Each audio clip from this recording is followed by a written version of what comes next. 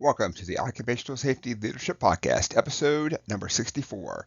In this one, we're going to talk about lagging indicators for safety metrics. In episode 63, we talked about leading indicators, otherwise known as proactive.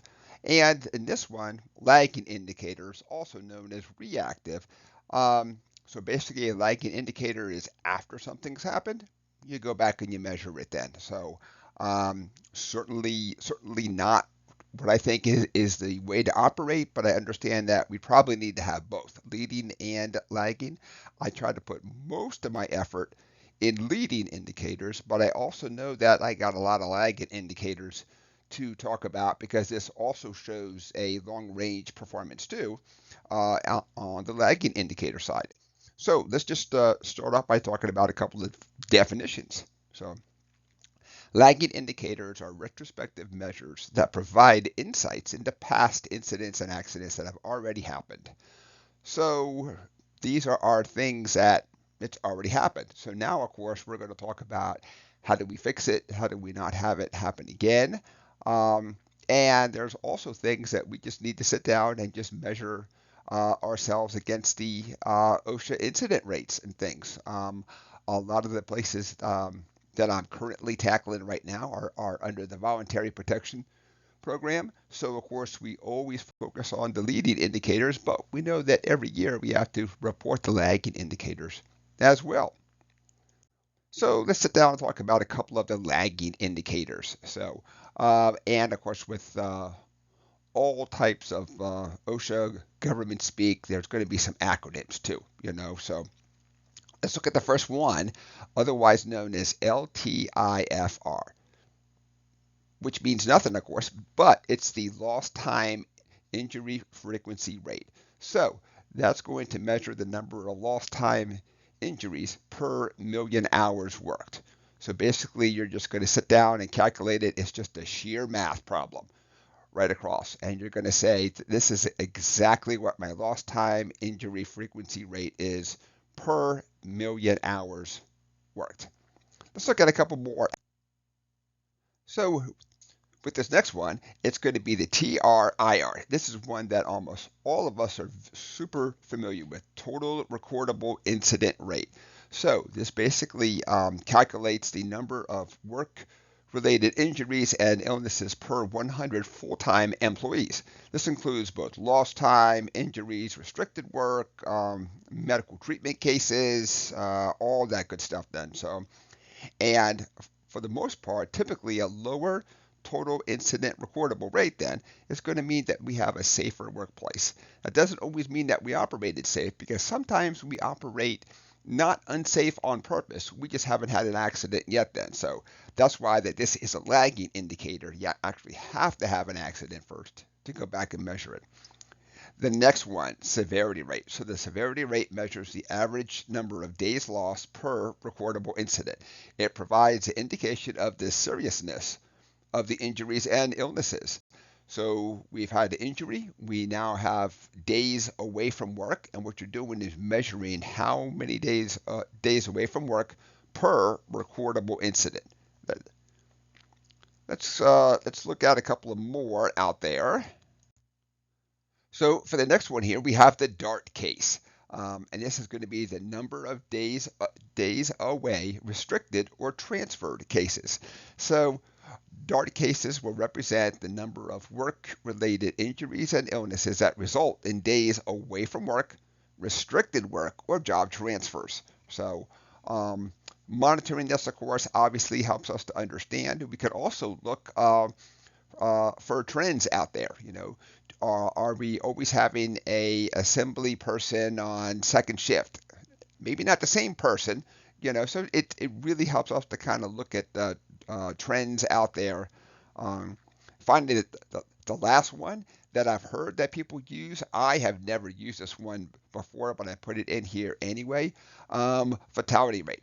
Fatality rate measures the number of work-related fatalities per specific unit of exposure. And when we look at that, that's kind of a very weasel word. So would we say a million hours per 100,000 hours worked? Obviously, we hope that the rate is always zero. We hope that we never have a fatality out there. But if you're in one of those super high hazard industries, this might be actually something that you're measuring on a lagging indicator out there. A couple of other ones we have are the workers compensation cost. So this is where we've now had a incident, and we're now measuring the cost per incident. Then, th- so this was really hard to compare apples to apples. So a lot of times we're comparing apples to oranges, but this is a very good way to capture all of your cost. It's also a really good way to sit down and say, how do we make sure that the workers' comp unit, and whether that's going to be the state person, that representative, whatever we have, are they also helping to get the person back to work? Are they making sure that this person is being seen by, dependent on the state doctor, that you must always go to the state doctor, or the person's personal doctor? We want to follow up on this because we want to get people back to work as quick as we possibly can also. We also want to, after we've had the incident, of course, investigate the root causes and corrective actions. So this says an awful lot about the workplace. Are corrective actions acted on very quickly, or is it something that they say, it sounds good, but fixing that problem's an awful lot of money. I'm pretty sure it's never going to happen again. So now that we've had the incident, we want to go back, investigate it, make sure that we never have it happen again. But we also have to track the corrective actions. That's when people know that you're serious also, as opposed to we tracked and corrected everything that's free, but if it costs money, we decided not to go back and fix these things. And finally, the last one, safety compliance audits. This is basically where you're just going to go through, and it's not a inspection. An inspection is almost like a routine thing. An audit is depending upon, of course, obviously the industry, the I'll say the record of the site, along with things that are more difficult to manage, to measure. I'm sorry. When you kind of think about management support, employee participation, those things are more difficult to measure, but it's really super important. And so basically, we're going through, and it's almost like a checklist, and you're looking for, are the following things done? Show me the inspection records, show me the training records. Is everybody trained on the same interval? Why did Jones missed training in June, yet it wasn't followed up on. Just things like that you're really going back. It's a lagging indicator, but I know that we also have to talk about lagging indicators, and anytime we talk about metrics then too. So, and it's also important to note that while lagging indicators provide some valuable info about past events, anytime that it's reactive in nature, of course, it means that we already had it.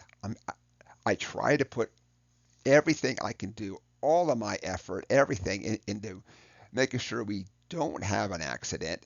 And I'm not going to say that's 100% right. I just know that it's something that really works good for me, you know. But I know that we have to look at both leading and lagging indicators. And that is it for episode number 64. We talked about lagging indicators. Basically, accident, injury, chemical spill, something has already happened. And then, in a reactive sense, we're going back, monitoring and measuring and looking at that. So, lagging indicator, also known as a reactive safety measure. So episode number 64 is complete.